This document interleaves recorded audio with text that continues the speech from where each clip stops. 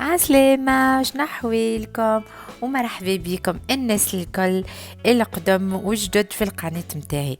عندي مدة كبيرة غايبة عليكم، أما اليوم قلت خليني نطلع عليهم.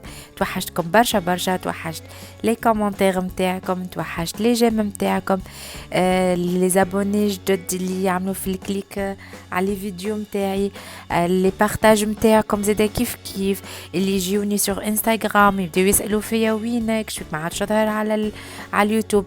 راني خديت بالخاطر متاعكم، وانا اصلا قلت اي يزي من البخل ويلا نعملوا حاجه جديده وحاجه بنينه. بون ماهيش جديده، هي كما تشوفوا مع بعضنا. اليوم عندي الزرير كما نعرفوا احنا تاكلوا ان المرأة النافس، يعني نعرفوا كان في النفاس متاع واحدة والدة. اما هذا ما يعنيش انه زدا حتى احنا نجمو ناكلوه صغيراتنا، ويحد عرفت يقوي روحه شوية.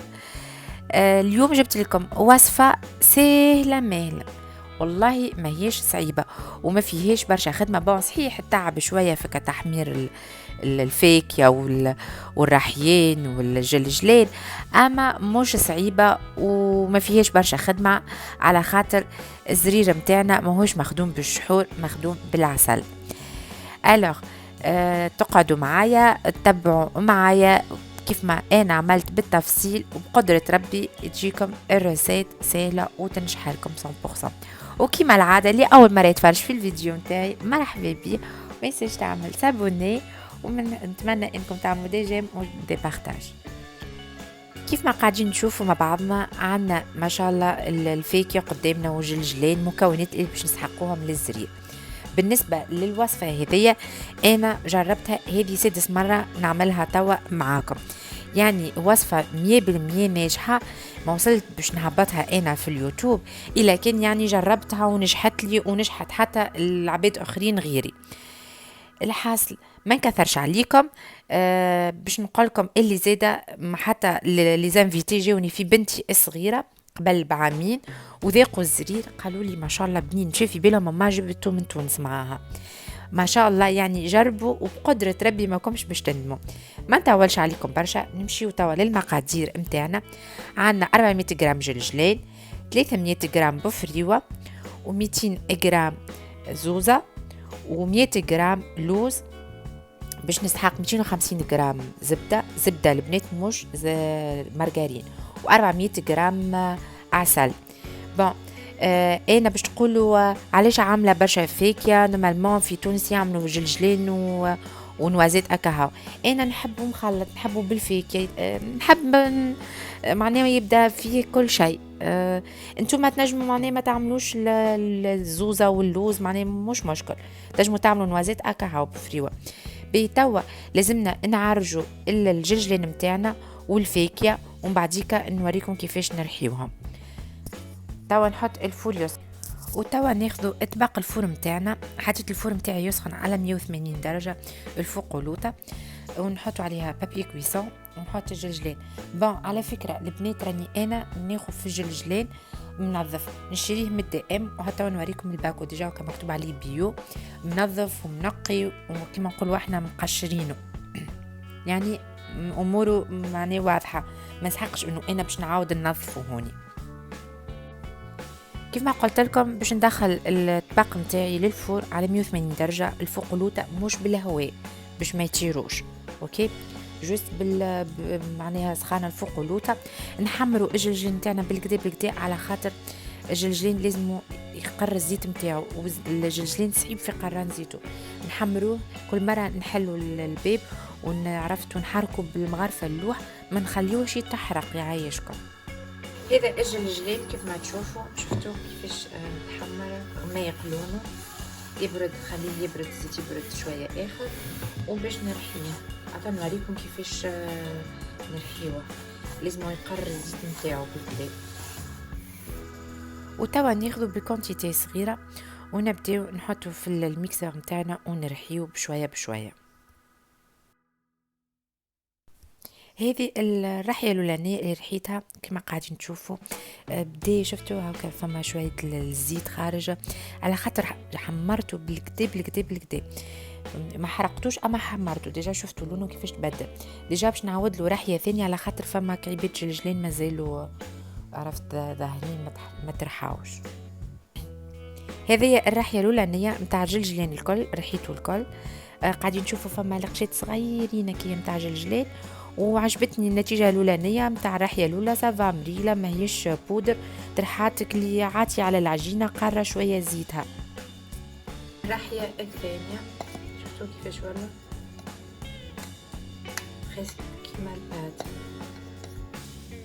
سيبا ما غاديش باش نزيد نرحيه اكثر من هكا. هذه الرحيه الثانيه نتاع الجلجلين.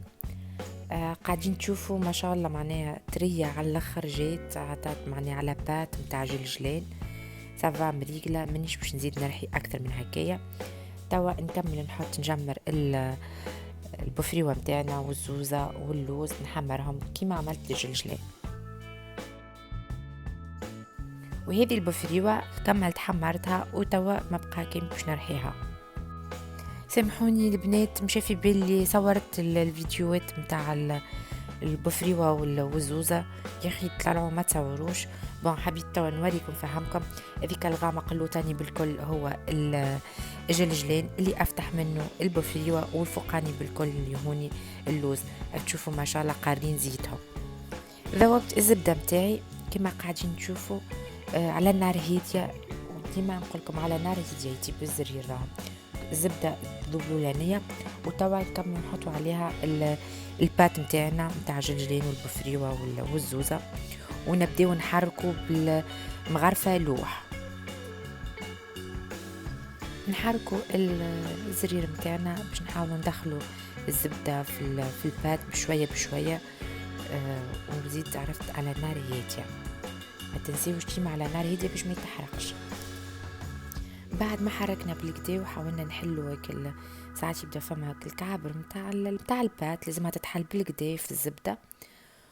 وتوا نزيدوا العسل، قلت لكم 400 غرام عسل نزيدوها ونحركوا، نخليوه شويه لمده 10 دقائق. طيبت الزرير متاعي لمده 10 دقائق على نار هاديه كما وريتكم وشفتوا. ردوا بالكم لا يتحرق لكم، ما تعليوش في النار، ماذا بيكم مع النار متوسطه باش يجيب في عقله وتجيكم حاجه مرتوبه.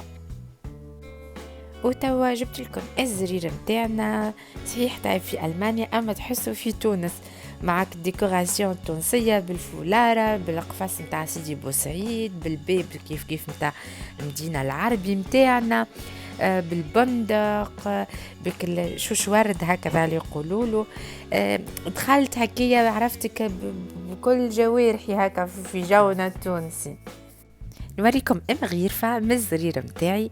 بون انا ما شاء الله ذقته، بنتي كيف راجلي قال لي يعطيك الصحة، بورتون اللي ما هوش تونسي اما قال لي برافو بنين برشا خاطر هو ديجا قبلها ذاق الزرير معناه متاع ولد صاحبتي، قال لي تبارك الله يعني كيف يعني كيما هذيك مخدوم بروفيسيونيل كيما انا عملته.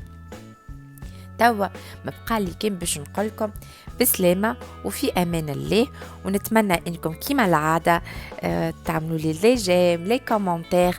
عندي برشا فيديوهات زيادة مصورتهم قبل ان شاء الله تو نعبتها لكم، تو نرجع لكم. توا بديت عندي هكا شوية فورمة باش نرجع لليوتيوب. خليوا لي في لي كومنتير شنو هو الحاجة تحبوا لي نطيبها لكم. ما تنسيوش تعملوا لي ابوني زيادة في الانستغرام، راني برونشي اكثر في الانستغرام، تو نحط لكم اللين في صندوق الوصف. وتوا نبوسكم برشا بوسات، وكيما العادة ما تنسوش البارتاج إلا عجبتكم الفيديو متاعي. بسلامة.